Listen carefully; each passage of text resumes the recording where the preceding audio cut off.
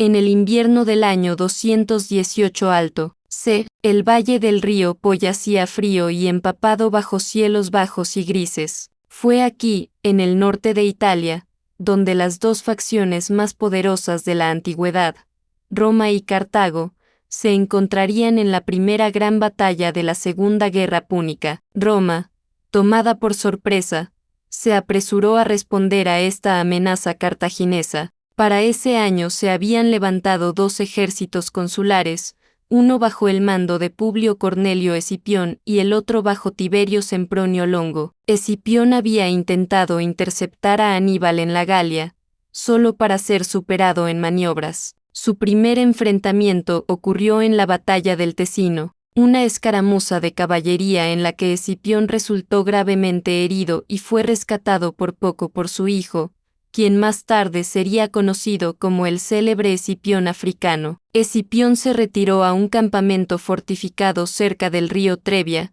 esperando la llegada de su colega Sempronio, cuyo ejército marchaba con urgencia hacia el norte desde Sicilia. Con las fuerzas romanas unidas, creían que finalmente podrían aplastar a este invasor cartaginés. Los romanos se formaron para la batalla siguiendo su formación estándar de la República Romana, el triplex acies. Aproximadamente 20.0 legionarios pesados conformaban el centro, con los reclutas más recientes al frente y los más experimentados ubicados en el centro y la retaguardia. Alrededor de 16.0 aliados romanos e itálicos componían ambos flancos del ejército romano. Normalmente, las tropas más ligeras se utilizaban como contención, mientras que las tropas pesadas del centro podían romper las líneas enemigas. Finalmente, unos 4.0 jinetes romanos fueron situados en las alas para enfrentarse a la caballería cartaginesa.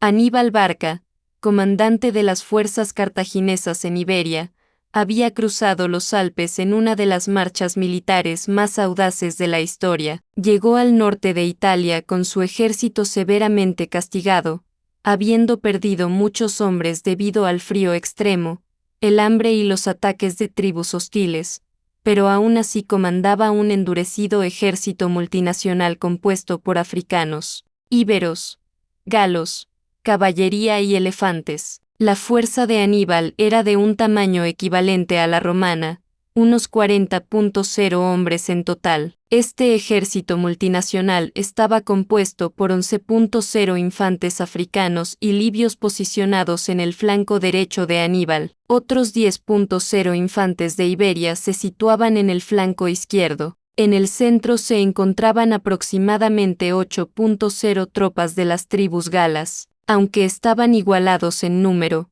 el ejército de Aníbal poseía dos ventajas cruciales sobre los romanos. En primer lugar, contaba con una fuerza de caballería más numerosa. En segundo lugar, su caballería era más diversa y versátil. 3.000 jinetes íberos estaban estacionados en su ala izquierda y 4.0 jinetes libios en la derecha. El arma secreta de Aníbal, su caballería ligera númida, de unos 4.0 hombres, estaba distribuida a lo largo de ambas alas. Aníbal también había traído consigo un pequeño número de elefantes de guerra, quizás no más de 50, ya que la mayoría había muerto durante el cruce de los Alpes. Antes de que ambos ejércitos se enfrentaran en el campo de batalla, Aníbal envió a la caballería númida a hostigar el campamento romano. Con la primera luz de esta amarga mañana invernal, los jinetes númidas, ligeramente armados y altamente móviles,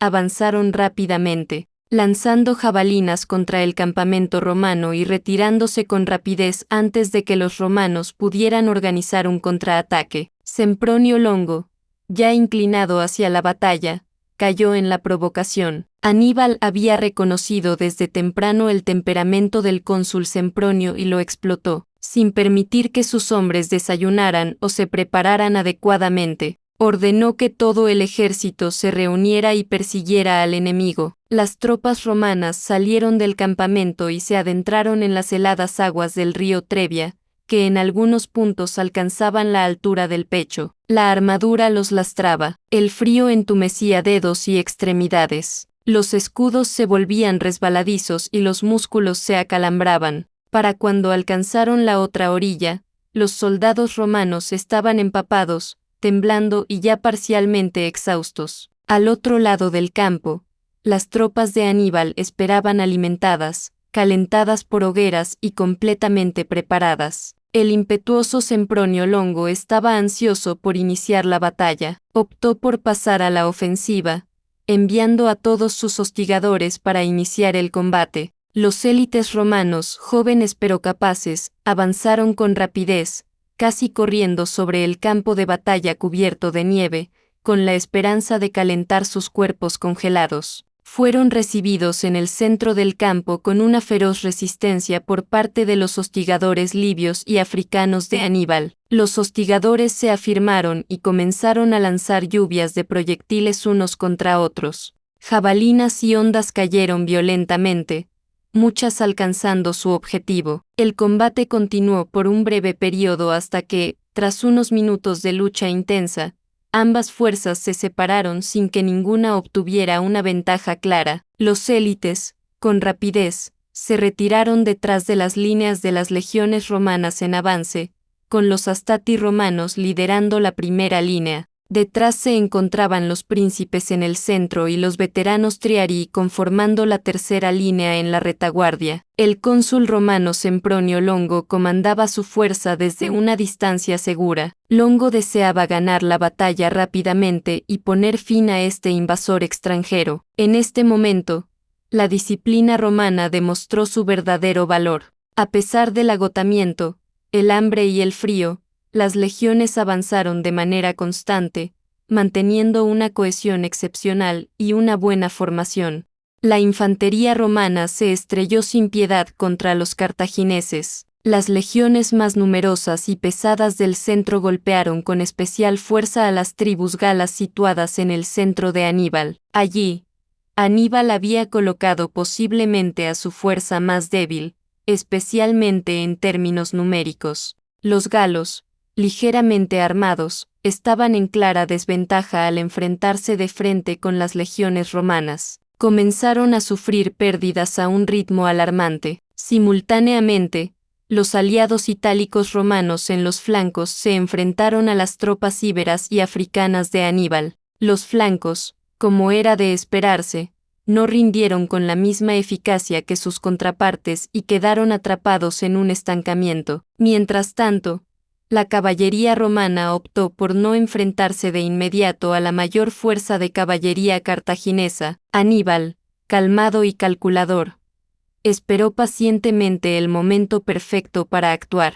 Solo después de que la infantería romana se viera completamente atrapada en la brutal lucha cuerpo a cuerpo, Aníbal desató su estrategia, lanzó un contraataque y ordenó a su caballería enfrentarse a los jinetes romanos más débiles. Lo que siguió fue un choque de caballería violento y desordenado. Los caballos perdían el equilibrio y los jinetes eran arrojados de sus monturas. Aunque la caballería romana era formidable, fue atacada desde todas las direcciones. Se enfrentó a la pesada caballería íbera y africana a corta distancia mientras era golpeada desde lejos por jabalinas lanzadas por los rápidos jinetes númidas. Abrumados, fueron completamente superados y tácticamente sobrepasados por la brillante dirección de Aníbal. Al mismo tiempo, Aníbal dio la señal a su pequeño contingente de jinetes con elefantes de guerra africanos para avanzar en apoyo del asalto de caballería,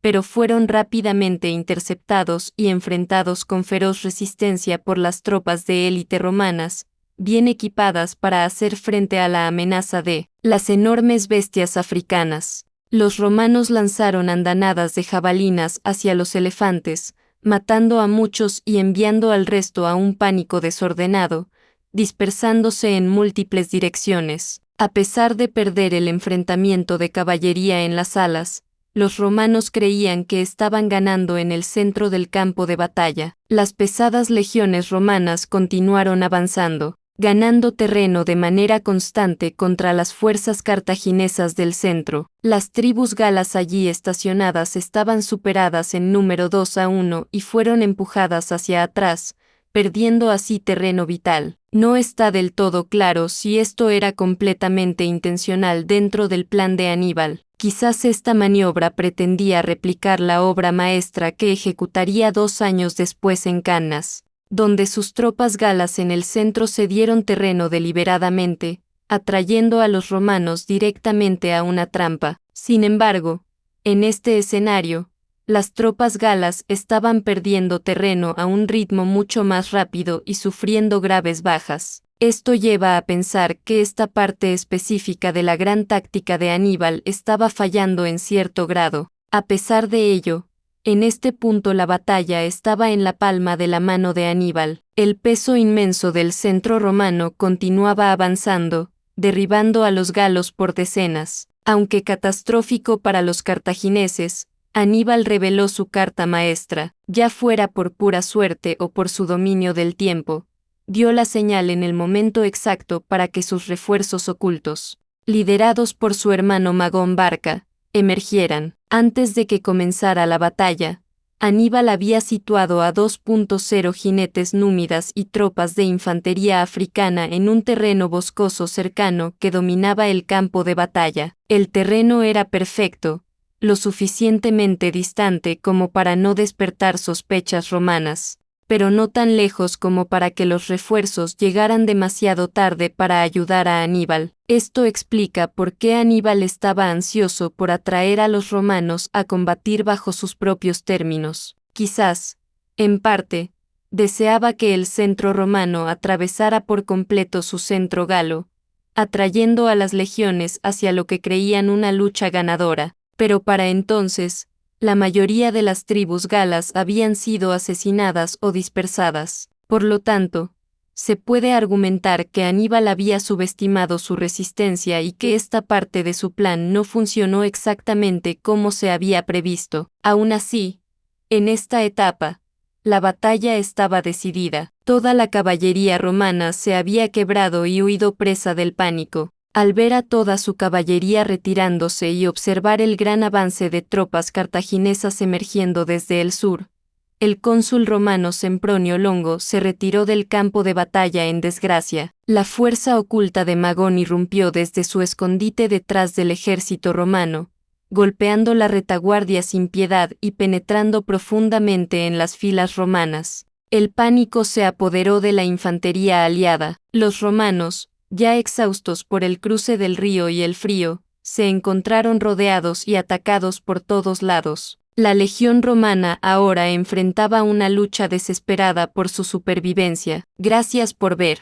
Encontraron rodeados por 3 lados. La caballería cartaginesa presionó hacia el interior. Las tropas ligeras lanzaron una lluvia de proyectiles. La línea romana se quebró. Solo la parte más fuerte del ejército romano, las legiones centrales, logró abrirse paso y escapar. Aproximadamente 10.0 hombres atravesaron el resto del centro galo y huyeron hacia la ciudad romana de Placentia. El resto del ejército fue destruido o dispersado por los campos helados y las riberas del río. La derrota fue devastadora. Las pérdidas romanas fueron enormes: miles de muertos, muchos más capturados o ahogados mientras intentaban huir de regreso a través del Trebia. Las bajas de Aníbal fueron comparativamente ligeras, principalmente entre sus aliados galos. La victoria aseguró la posición de Aníbal en el norte de Italia y alentó a más tribus galas a unirse a él en gran número. Más importante aún, demostró a Roma que esta guerra no se ganaría únicamente con números. Las advertencias de Escipión habían sido ignoradas. La impaciencia de Sempronio jugó directamente a favor de Aníbal. La batalla del Trebia fue la primera gran derrota terrestre que Roma sufrió en la Segunda Guerra Púnica y un oscuro presagio de lo que aún estaba por venir en el lago Trasimeno y en Cannas. Roma se había enfrentado a Aníbal en batalla abierta, y Aníbal les había demostrado cuán poco comprendían la guerra en la que habían entrado.